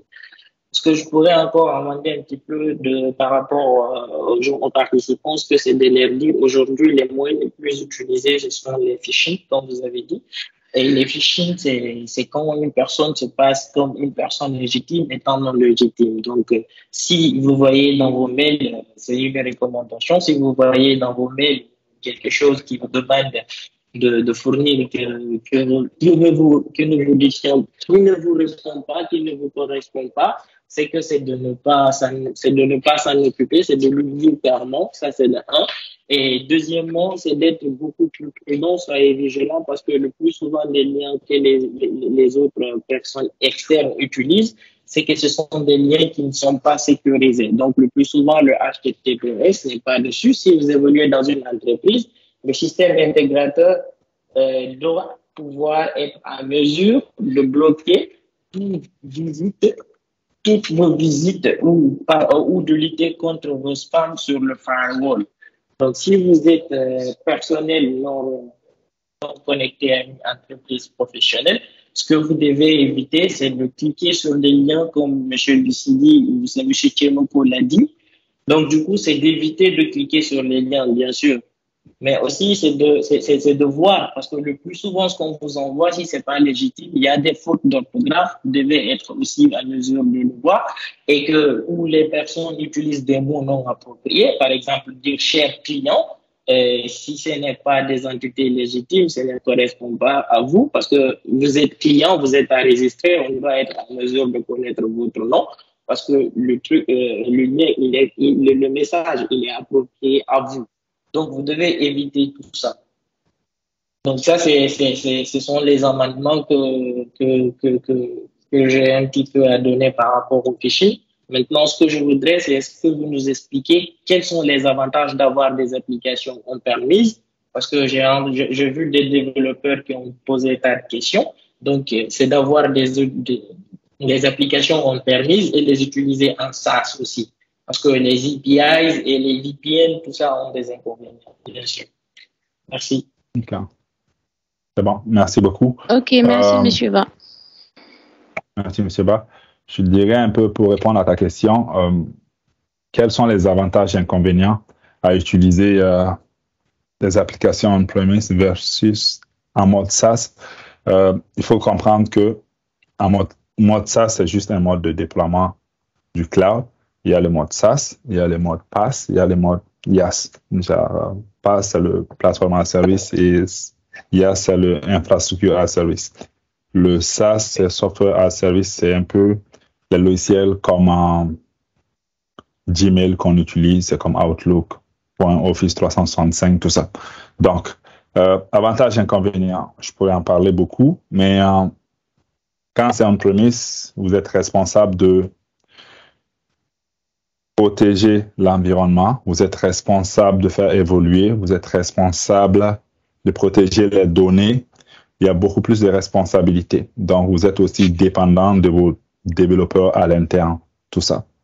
On sait que des compétences en cybersécurité, des compétences en développement, il n'y en a pas beaucoup. Donc, ça peut être aussi un inconvénient parce que si le développeur qui a développé ça pour vous, il part, il y a une promotion, ben vous êtes un peu mal pris, surtout si vous n'avez pas fait de documentation, vous n'avez pas planifié de plans de relève, tout ça. Le mode SaaS, c'est bien, souvent c'est moins cher, mais ça nécessite également que vous fassiez confiance à un fournisseur tiers que vous ne connaissez pas forcément, pas peut-être des grosses compagnies, mais à part les Amazon, Google, tout ça, il y a d'autres compagnies qui offrent également des services. Donc, ça nécessite que vous fassiez confiance à une structure externe pour héberger vos données. Donc, dans les deux cas, la protection des données est impérative. Quand vous êtes au niveau local, vous récoltez des informations sur les cartes de crédit et les données financières des gens, il faut les protéger. Si vous n'êtes pas capable de les protéger, vous pourriez donner à des équipes qui sont dédiées, qui peuvent peut-être mieux faire ce travail mieux que vous pour que vous puissiez vous concentrer sur d'autres choses. Si vous l'amenez aussi dans le SaaS, chez Google ou ailleurs, vous êtes toujours responsable de vos données aux yeux de vos clients. Donc, c'est pas parce que vous l'amenez chez Google ou Amazon que vous lavez la main, que vous dites que ce n'est plus de ma responsabilité. Vous êtes toujours responsable. Donc, il est toujours recommandé, avant d'amener les données dans le cloud, de les encrypter et puis de pouvoir être responsable de vos clés d'encryption. Ceci, c'est un autre sujet. On pourrait parler de la sécurité cloud pendant longtemps, mais bon, avec la nouvelle année, tout ça, je pense qu'on va prendre plusieurs thèmes. On pourrait parler également de la sécurité de la cloud. essentiellement, quand c'est SaaS, souvent c'est moins cher. On le paye un tout petit peu chaque mois. À la longue, très souvent, c'est moins cher, mais le fournisseur peut décider d'augmenter son prix aussi. Quand c'est on-premise, les coûts peut être élevé, le coût pour payer votre développeur, le coût pour faire évoluer les infrastructures et puis toute la responsabilité est aussi sur vos épaules. Donc, c'est à vous comme entreprise de voir qu'est-ce que vous êtes capable d'assumer et puis qu'est-ce que vous êtes capable d'envoyer dans le cloud, dans le SaaS. Des fois, les organisations vont dire tout ce qui est très critique, on va le garder. Tout ce qui est moindrement un peu critique, on peut commencer par le mettre dans le cloud. Ça va libérer un peu nos développeurs et pour qu'ils se concentrent sur qu'est-ce qui est critique ou nos gens techniques. Mais ça ne veut pas dire que si tu gères à l'interne aussi que c'est 100%. Ça va dépendre toujours de la compétence de ton personnel. Tu peux avoir des gens à l'interne qui ont quand même des choses à apprendre, donc ça ne veut pas dire que c'est les plus protégés. Donc, c'est plus une décision organisationnelle d'aller dans le cloud ou de rester on-premise. L'autre question, tu as dit, est-ce que le MFA le fait de déployer le MFA est une solution suffisante? C'est un des moyens, mais ce n'est pas une solution suffisante. Tu peux avoir le MFA qui est basé sur quelque chose en sécurité pour l'authentification. Tu as 3, des fois 4 facteurs. Déjà, quelque chose que tu connais, quelque chose que tu as, quelque chose que tu es. Il y a aussi souvent, ils vont me parler de quelque chose là où tu es. Je l'explique un tout petit peu, puis parce que là, le temps passe, pas comme on déborde trop. Quelque chose que tu connais, c'est souvent ce qu'on utilise dans la plupart du cas. On va sur Outlook ou sur notre portail entreprise, on fournit notre identifiant, notre mot de passe. Le mot de passe, c'est quelque chose qu'on connaît. Le MFA devient intéressant où, quand tu fournis l'identifiant et le mot de passe, par exemple, j'arrive à usurper Hassan, prendre son mot de passe et son identifiant à son insu. J'essaie de me connecter à une plateforme, on va lui envoyer un texto. Donc, le texto arrive sur quelque chose que tu as, something you have, donc sur son téléphone. Donc, Hassan va dire, hey, ça, c'est pas moi. Donc, il va refuser la connexion. Donc, ça, c'est quelque chose qui est... le MFA peut aider dans ce cas-là, dans la gestion des accès. Mais on peut également pousser dans certains cas. Disons que j'arrive à avoir le numéro de téléphone les accès de Hassan et puis pendant que je suis son collègue, pendant qu'il est allé, exemple, il est sorti pour aller rencontrer un client pour une présentation, j'arrive à procurer son téléphone. Donc, je veux avoir accès et puis j'ai également son téléphone, bon, on va supposer que j'ai son code. Donc, je peux facilement détourner l'information et puis me faire passer pour Hassan. Donc, le MFA n'est pas toujours garanti. Si on veut pousser encore, on pourrait aller dans la reconnaissance biométrique, que ce soit empreinte digitale, la reconnaissance faciale ou autre, ou ça peut être également basé sur le risque, on sait, ou l'emplacement. Donc, on sait qu'Hassan se connecte toujours à partir de tel pays, de telle heure à telle heure. Donc, si on voit également que Hassan se connecte soudainement à 3 heures du matin à partir de tel autre pays, on peut dire qu'il y a un risque par rapport à ça, on peut bloquer. Donc, MFA, c'est un des moyens, mais ce n'est pas le seul moyen. J'espère que ça répond à ta question. Juste ajouter 2 secondes quelque chose. Comme M. Siribé l'a dit dans sa première intervention, le risque zéro est un mythe en sécurité. D'où le concept du défense en depth, la défense en profondeur, qui consiste à mettre en place plusieurs mesures de sécurité pour un objectif de sécurité. Donc, les MFA, entre autres, sont des mesures de protection pour les données, mais d'autres mesures peuvent s'y ajouter éventuellement en fonction des risques, comme M. Sylvain l'a dit. D'accord. Donc, je vois, c'est très bien. Vous m'excusez, en fait, le plus souvent, ce que je pose des questions aussi pour remettre un petit peu le personnel dans le contexte que nous sommes. Et vous allez m'excuser, c'est aussi une question que je vais donner. Plutôt, quelle doit être votre recommandation par rapport au Wi-Fi ouvert que les gens ont tendance de tout le temps utiliser en Afrique, pratiquement, parce que ici, ça galère tout l'histoire de l'Internet. Et les gens, dès qu'ils voient un Wi-Fi ouvert, et puis, hop, on le capte. Quel est l'inconvénient qui peut arriver? Ok, très rapidement, comme je l'ai dit dans mon intervention, l'utilisation des Wi-Fi publics, c'est vraiment un risque parce qu'on peut se faire voler ces données. C'est-à-dire, si on se connecte à... D'abord, ça peut être des honeypots, des Wi-Fi qui sont en place uniquement pour récolter des données. Ça, c'est un des risques. Le second risque, c'est peut-être un Wi-Fi qui a été mis en place par l'aéroport, par les cyber, par des cafés, pour permettre à la clientèle de se connecter très facilement. Mais en même temps, il peut y avoir des personnes malveillantes qui peuvent essayer de récupérer un peu les informations des personnes qui se connectent sur les réseaux. Donc, dans tous les cas, il faut vraiment extrêmement faire attention aux réseaux ouverts, aux Wi-Fi ouverts, parce que c'est vraiment un risque important.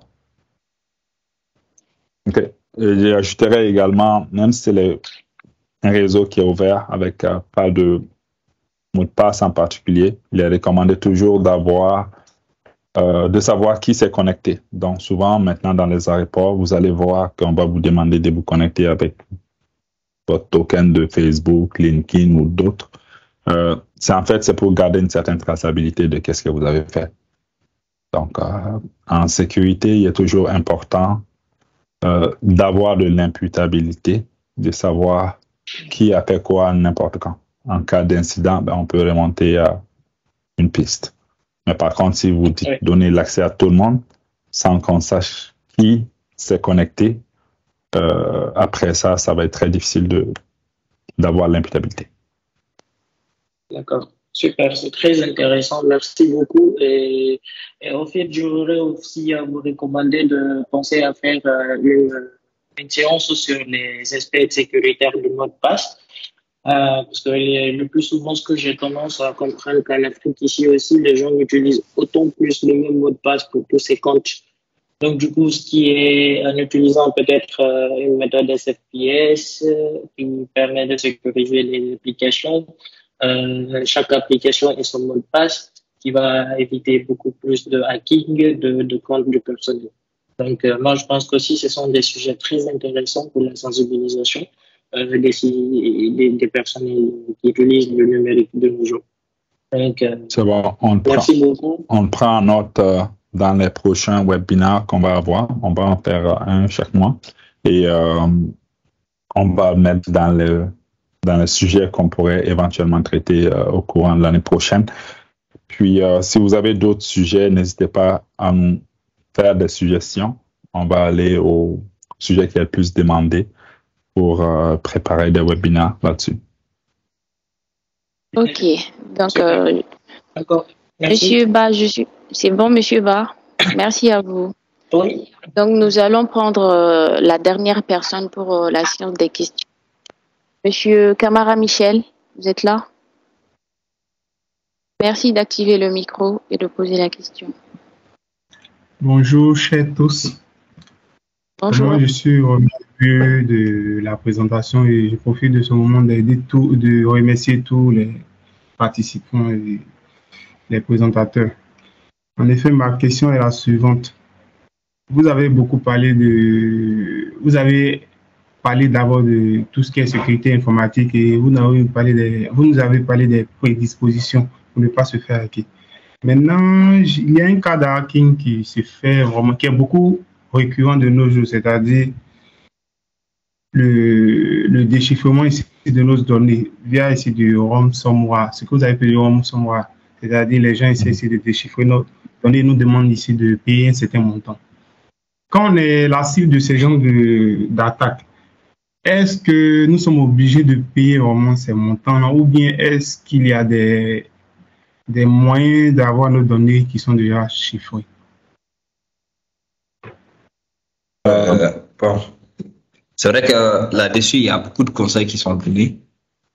En l'occurrence, l'ANSSI, l'Agence française pour la sécurité des systèmes d'information, préconise de ne pas payer des rançons parce que, en fait, en aucun cas, on est sûr qu'on va, avec la clé de déchiffrement, on va avoir accès à nos données. On décide de faire confiance de façon aveugle. Et pour beaucoup de cas, ça s'est avéré que les clés de déchiffrement n'ont pas pu déchiffrer les données n'ont pas été retrouvées comme au début. Maintenant, pour certaines firmes, ça va vraiment au-delà parce que en Europe, on constate maintenant qu'il y a une filiale qui est en train d'être développée. Ce sont les négociateurs pour ce genre de questions-là qui vont à la contact des attaquants pour un peu négocier la rançon, un peu ainsi de suite. C'est le cas pour certaines très grandes firmes. Si on se rappelle, en 2020, je crois, aux États-Unis, un géant du pétrole avait été hacké. On avait demandé beaucoup de millions de dollars. Et c'est avéré par la suite qu'ils ont payé. Qu'ils ont payé parce qu'ils étaient ils étaient un peu obligés. Bon, dans ces cas-ci, on peut être amené à payer. Maintenant, pour ce qui est de est-ce qu'on peut récupérer les données, c'est vraiment pas sûr.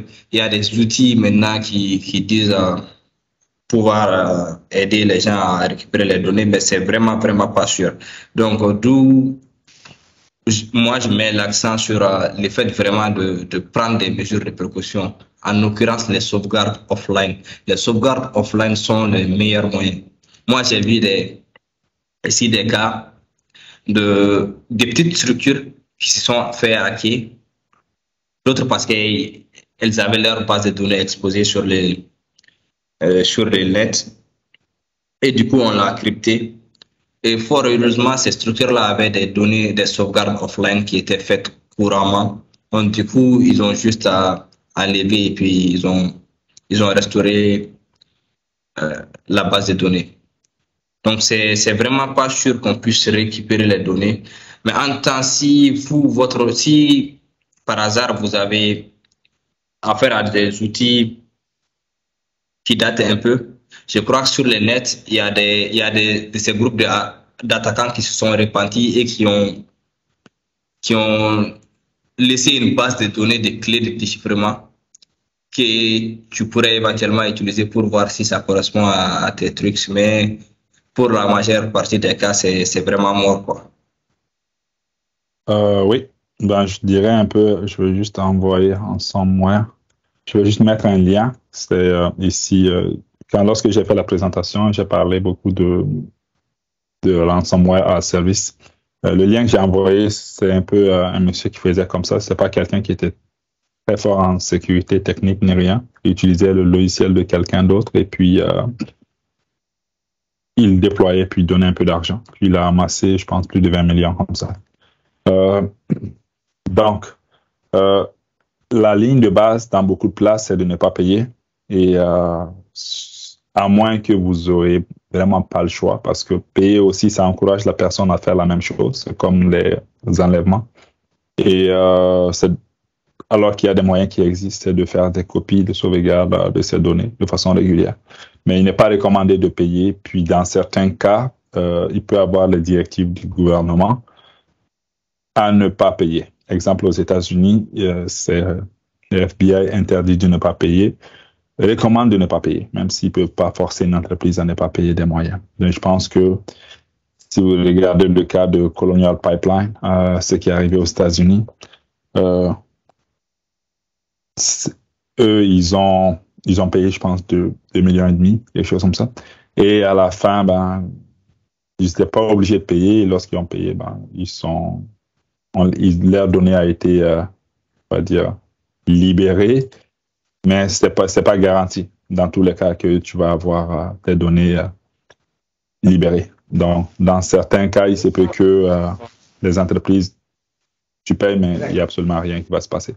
Donc, le cas de Colonial Pipeline, je vais le mettre le lien ici. Vous pourriez le voir. Le lien est en anglais par contre.